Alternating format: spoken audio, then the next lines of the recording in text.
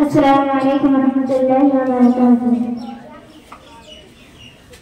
नहमदु व नसल्ली अला रसूलिल करीम, अम्मा बाद, फ़अऊज़ु बिल्लाहि मिनश शैतानिर रजीम, बिस्मिल्लाहिर रहमानिर रहीम।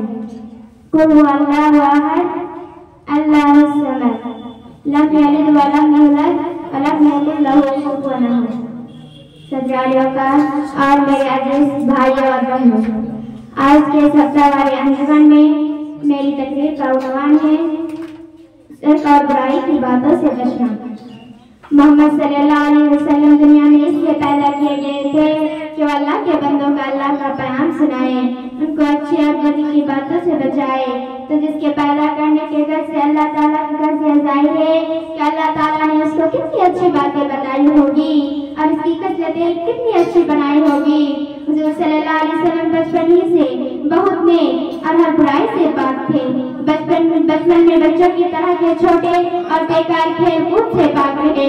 जवान होकर भी जवानी के हर बुराई और हर बदी से पाक रहे।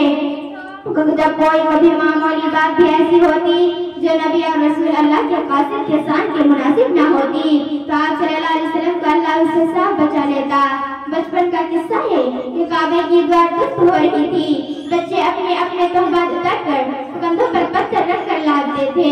आप सल्लल्लाहु अलैहि वसल्लम ने भी अपने चचा के कहने पर ऐसा करना चाहा तो गैरियत के मारे बेहोश होकर गिर पड़े। शुरू जवानी में एक जगह दोस्तों की बेतकल्लुफ मजलिस थी जिसमें लोग फजूल किस्सा कहानी में रात गुजार देते थे। आप सल्लल्लाहु अलैहि वसल्लम ने भी उनके साथ वहां जाना चाहा, मगर आप सल्लल्लाहु अलैहि वसल्लम को राह में ऐसे नींद आ गई कि सिपाहियों को जाकर आंखें खुली। के सभी लोग दादा इब्राहिम का दीन भुला चुके थे और अल्लाह को छोड़कर मिट्टी और पत्थर के शक्लें बनाकर उन मूर्तियों को पूजते थे और कुछ लोग सूरज और दूसरे सितारों की पूजा करते थे। जब से हमारे हुजूर सल्लल्लाहु अलैहि वसल्लम ने होश संभाला इन सब बातों से बराबर बचते रहे। अब मैं अपनी तकरीर को यहीं से खत्म करना चाहती हूँ। आखिर में अल्लाह रब्बुल आलमीन से दुआ है कि अल्लाह ताला हम तमाम मुसलमान भाइयों और बहनों को शिर्क और बुराई की बातों से बचने की तौफीक अता फरमाए। आमीन। अस्सलामु अलैकुम व रहमतुल्लाहि व बरकातुहू।